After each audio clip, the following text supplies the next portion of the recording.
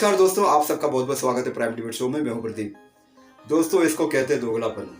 विदुर जी ने दानिश अली को कुछ अपशब्द क्या कह दिए, सभी विपक्षी दल चिल्लाने लगे और राहुल गांधी जी तो घर पर जाकर मिल गए और फोटो खिंचवाने लगे और दोस्ती का दिखावा करने लगे। शायद दोस्ती भी कर ले, क्या बोलता, मतलब नहीं उससे कुछ।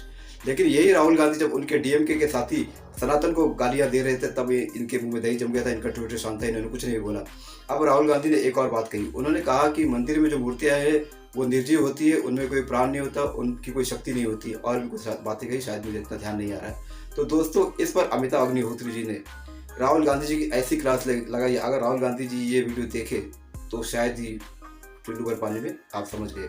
वैसे तो वो है ही किस लायक है, आप जानते हो, बताने की जरूरत नहीं। तो दोस्तों, ये डिबेट बहुत जबरदस्त है। जो सनातन के विरोधी है वो चुल्लू पर पानी में डूब रहेंगे। ये वीडियो देख के अमिताभ अग्निहोत्री जी ने इस तरह सभी को धोया है। तो चलिए शुरू करते हैं डिबेट वीडियो। Let's start. मुझे याद है 2010 में लालू जी ने कहा था, राज शर्मा जी, इसीलिए मैंने कहा बेडौलत रस आपने उनके फाटा तंग। आप राष्ट्रीय पार्टी हो, आपके लिए बड़ी समस्याएं ये लोग पैदा कर रहे हैं। लालू जी ने कहा था 2010 में, मनमोहन सिंह सरकार थी, कि हम मैडम को बता दिए, उनके शब्द सुना रहा हूं, हम मैडम को बता दिए लालू यादव की लाश पे आरक्षण का बिल पास होगा लोकसभा में, जान लीजिए। सरकार गिरा देंगे, सरकार। क्या मुलायम सिंह जी आए फिर माइक पर, उनने कहा समर्थन वापस ले लेंगे, 1 मिनट नहीं सोचेंगे। क्या कांग्रेस ने कहा रहने दो, छोड़ो, नहीं लाते बिल। क्या अब बिल पास हो गया, तो अब कैसे भैया क्रेडिट लोगे? लालू जी सुरक्षित हैं, अच्छे हैं, स्वस्थ हैं, ये तो अच्छी बात है, ईश्वर करे और स्वस्थ रहे। लेकिन उन्होंने कहा तो ये था कि मेरी लाश के ऊपर से गुजर के बिल बनेगा। अब इसमें तो तारीफ कर दो कि ना, लाश जैसी कोई स्थिति नहीं आई, वो बिल भी पास हो गया। नहीं, और सुन लो महाराज, और सुन लो, स्वामी प्रसाद मौर्य, उदयनिधि स्टालिन, महिलाओं के आरक्षण में मुस्लिम महिलाओं के लिए कोटा, ये सब चीजें ऐसी हैं राज शर्मा जी, ये कोरोना वायरस जैसी आपको तंग करती रहेंगी। कश्मीर से कन्याकुमारी, असम से गुजरात तक, जहां जाओगे यही पूछा जाएगा कि भाई उस पर क्या कहेंगे। आरजेडी के चंद्रशेखर ने कहा है कि ये रामायण फर्जी है, उसका जवाब दे के निपटोगे। अगली जगह जाओगे प्रेस कॉन्फ्रेंस करने, लोग पूछेंगे भाई साहब स्वामी प्रसाद मौर्य ने कहा कि हिंदू का मतलब चोर और फर्जी, जवाब दो। वो आपके गठबंधन के बड़े नेता है, क्या कर राज बाबू, कैसे निभेगा मामला, बताओ। कि जो हमारा इंडिया का गठबंधन बना है वो कुछ शर्तों के संग बना हुआ है, कुछ अलग भी हैं। जैसे कि आप स्टालिन की बात कर रहे हैं, वो लोग वैसे भी सनातन धर्म को कभी उन्होंने अपना नहीं माना। वैसे ही एआईडीएमके माने ना तो गाली थोड़ी देंगे। नहीं तो क्या ओपी सिंह, तो हमने कहा कह दिया गाली दीजिए? क्या ओपी सिंह साहब कह सकते हैं एआईडीएमके को अलग करें? क्या मोदी जी ने नहीं कहा था सनातन धर्म एक लाइफस्टाइल है? मैं नहीं मानता लाइफस्टाइल है, ये हमारा धर्म है जो पहले से चला आ रहा और अमर रहेगा। इसमें क्यों नहीं कहते हैं ओपी सिंह साहब? हमने स्टालिन का हमारी कांग्रेस पार्टी के किसी नेता ने समर्थन नहीं करा, वो उनके व्यक्तिगत बयान है, मैं उनकी जुबान से तो बोल नहीं रहा हूं। इसलिए मैं आज भी कह रहा हूं स्टालिन के बयान से हमारा कोई लेना देना नहीं, उनके बयान व्यक्तिगत बयान है। ठीक है, मैं ठीक है राजा, आगे बात। मैं सिर्फ मित्रवत सलाह दूंगा, उनको टेलीफोन करके ऐसे जितने भी लोग हैं उनको बताओ कि व्यक्तिगत बयान कम से कम सभा से दिन होल्ड कर ले, लोकसभा हो जाए, उसके बाद रोज व्यक्तिगत बयान दें। ऐसे बयान देंगे वोटिंग तक बवाल हो जाएगा। आप तो दूध के जले हो, फिर भी समझ नहीं रहे हो भाई। 400 से 40 ऐसे ही हो गई, कुछ तो कारण नहीं होंगे राज भाई, नहीं, और ये फिर बवाल लोग फैला देंगे। खैर, आप कांग्रेस की इच्छा, अगर कांग्रेस अपने को उदार इतना मान रही है कि देखिए अभिव्यक्ति की आजादी है, अगर हिंदू को, सनातन को गाली देने। और फिर एक चीज मैं कहता हूं, वो नेता धर्म पर क्यों बोले प्रोफेसर साहब, वो नेता धर्म पर क्यों बोले जिनको धर्म के बेसिक्स की और धर्म से जुड़ी भावनाओं की समझ नहीं हो। राज भाई, क्या राहुल जी की अपब्रिंगिंग में धर्म का कोई लेना देना नहीं? क्या वो वेद पुराण उपनिषद कहते हैं पढ़े, लेकिन पढ़े होंगे, इस पर शक है। क्या उन्होंने आज क्या कहा, कहना कुछ चाह रहे थे, बोले क्या? ओपी सिंह की पार्टी की भी शायद ज्यादा निगाह नहीं गई, वो लोग बवाल काट देंगे। क्या उन्होंने कहा कि बीजेपी में सांसदों की स्थिति ऐसी है, उनकी कोई हैसियत नहीं है, कोई उनको पूछ नहीं रहा 2 पैसे का। एक सांसद ने मुझसे कहा कि मेरी कोई हैसियत नहीं, बीजेपी सांसद ने कहा, तो उन्होंने तुलना किसी की, बोले जैसे मंदिरों में मूर्तियां होती हैं देवताओं की, पावरलेस, यूजलेस। क्या लो भैया, कर लो बात। 12 करोड़ आदमी बाबा विश्वनाथ के दर्शन मत्था टेक के गया साल भर में काशी में, और आपने बता दिया मूर्ति बेकार है। हे नाथ नारायण, क्या होगा? 60 करोड़ आदमी बांके बिहारी के पांव पूज के गया है 1 साल में। क्या कौन सी किताब पढ़े हो भैया? ये तो बता दो भाई, कौन सा इंटरनेट से क्या खोज के लाए हो, क्या बवाल है, क्या समस्या है? प्रोफेसर साहब, हिंदुस्तान में ये कौन कहने का दुस्साहस कर सकता है? इस देश ने मूर्तियों की रक्षा के लिए प्राण दे दिए। पता ही इतिहास आपको? ना समझ लोग। औरंगजेब के समय में, अब्दाली के समय में, नादिर शाह के समय में इस देश के हजारों लोगों ने प्राण दे दिए हंसते हंसते मूर्तियों के विग्रह के सम्मान के लिए। और प्रोफेसर साहब एक बात गांठ मान लीजिए, ज्ञान वापी में कुएं में बाबा विश्वनाथ का सेवक, आचार्य, पुजारी शिवलिंग लेकर कूद प्राण दे दिए थे, समुद्र कुएं में समा गया था उस शिवलिंग की सुरक्षा के लिए। आपने कह दिया कि जैसे मूर्तियां होती हैं वैसे मोदी ने अपनी पार्टी में एमपीओ को बना दिया यूजलेस, पावरलेस। ये बोलने की क्या जरूरत है आपको? ऐसा क्यों बोलते हो?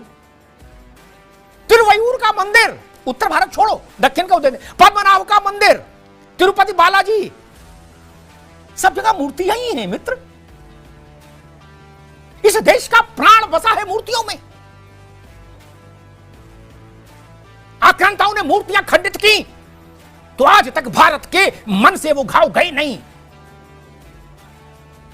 आपने, आक्रांताओं ने मूर्तियां तोड़ी थी, रामलला के मंदिर को ध्वस्त किया था, 550 साल युद्ध चला, संघर्ष चला और अंत में विजय हुई। यतस् धर्मो ततस् जयो। और अयोध्या में श्री रामलला का भव्य मंदिर बनकर तैयार हो गया। राजनेता ऐसा कैसे कोई बोल सकता है कि पावरलेस होती मूर्तियां? किसी मंगलवार को देश के किसी मोहल्ले में हनुमान जी के मंदिर चले जाइएगा राजबाबू, क्या 100-200 आदमी आरती करता मिलेगा? बनारस चले जाइए, चाहे संकट मोचन, चाहे दुर्गा कुंड, चाहे बाबा विश्वनाथ, आपको पता लग जाएगा मूर्तियों में क्या ताकत है। काशी महाराज से लेके और रिक्शे वाला तक सब लाइन में लगे होते हैं। केदारनाथ, बद्रीनाथ, वैष्णो देवी, मेहंदीपुर बालाजी, सालासर, एक उदाहरण गिनाऊं? मैं 1000 उदाहरण दे सकता हूं। राजनीतिक लड़ाई लड़िए, लेकिन ऐसे उदाहरण मत दीजिए।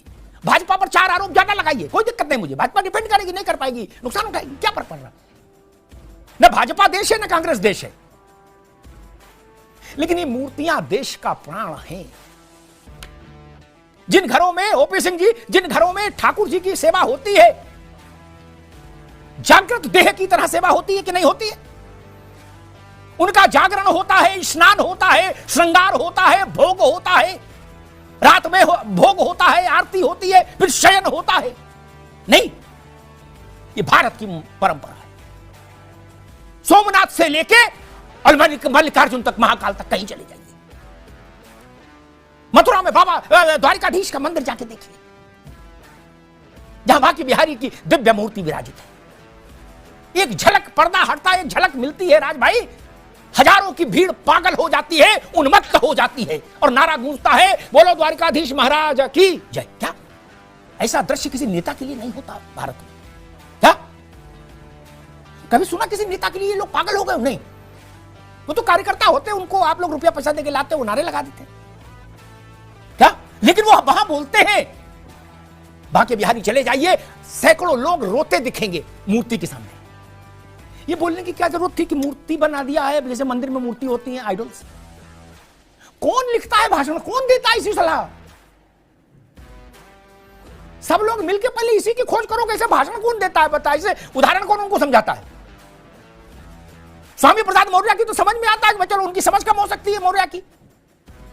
राहुल गांधी देश विदेश घूमे, अभी राहुल गांधी ने एक बात और कही थी। प्रोफेसर साहब, आप तो प्रोफेसर हो। राहुल जी ने एक बात कही थी कि मैंने वेद, उपनिषद, स्मृतियां, पुराण सब पढ़े। ओपी सिंह जी, सब पढ़ने के बाद अगर ये नतीजा निकला कि मूर्तियां बेकार हैं, तब तो बड़ा मुश्किल है भैया। और अंत में कहूंगा, वृंदावन में रहना है तो राधे राधे कहना है। क्या आप मंदिर जाओ नहीं जाओ आपकी मर्जी, लेकिन भारत में विग्रह की अवमानना संभव नहीं।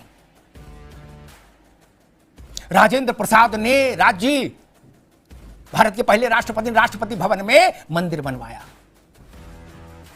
रोज पूजा करते थे।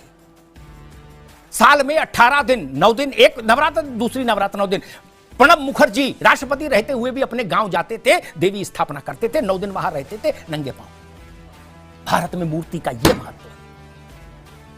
इसीलिए मुझे डर लगता है, भाजपा अपने पराक्रम से जो जीतेगी जीतेगी, बाकी आप लोगों के अखंड योगदान से भी जीतती है। अभी तो इनको चेतना नहीं आई। जिस दिन अब जब जी निकलेंगे बाहर और मथुरा में जाके कहेंगे कि बताओ राहुल जी कह रहे मूर्ति में कोई ताकत नहीं, उसका क्या असर होगा? अयोध्या को लेकर मैं वो देख रहा था आंकड़ा, पहले साल राज भाई, पहले साल 12 करोड़ भक्तों के आने का अनुमान है। क्या एक इंटरनेशनल एजेंसी ने वो किया है आकलन, उसके मुताबिक कि पहले साल जो वो आमद होगी वो 12 करोड़ की होगी। क्या वो रामलला की मूर्ति ही देखने आएंगे ना, लूडो खेलने तो आएंगे नहीं। 12 करोड़ जितने आपको कुल वोट मिले 19 में, क्या? और काशी और अयोध्या के भक्त जोड़ दें एक साल के तो उतना तो वोट ही नहीं मिला आपको, कांग्रेस को। इसलिए मैं कहता हूं ऐसी बात मत बोलिए। आप 80 सीटें जीते, मेरी शुभकामनाएं, लेकिन चुनाव के खिलाड़ियों को चाहिए सनातन और भारत की आत्मा के साथ खिलवाड़ मत करिए। राजनीति का खेल खेलिए, वही बहुत आनंददायक है। एक दूसरे पर आरोप लगाइए, एक दूसरे का कुर्ता फाड़िए, हमको भी आनंद आपको भी आनंद। लेकिन ना करोड़ों करोड़ लोगों की आस्था जिन मूर्तियों में है उनके साथ प्रलाप मत करिए, ये प्रलाप महंगा। तो दोस्तों डिबेट हो गई खत्म, वीडियो हो गई पूरी। उम्मीद करता हूँ दोस्तों ये छोटी सी डिबेट वीडियो आपको पसंद आई होगी। दोस्तों क्या करूँ, 2 दिन से वीडियो बना के रखा हूँ, लेकिन समय की इतनी प्रॉब्लम हो रही है, मैं टाइम पे वीडियो अपलोड नहीं कर पा रहा हूँ। जैसे ही समय मिलेगा दोस्तों रेगुलर वीडियो आएगी। समय की बहुत ही प्रॉब्लम है, सॉरी इसके लिए। तो दोस्तों उम्मीद करता हूँ ये डिबेट वीडियो आपको पसंद आई होगी। और अगर डिबेट वीडियो पसंद आई तो कमेंट जरूर करना और चैनल सब्सक्राइब करते जरूर जाना। मिलता हूँ आपसे अगले वीडियो में, तब तक के लिए जय हिंद, वंदे मातरम।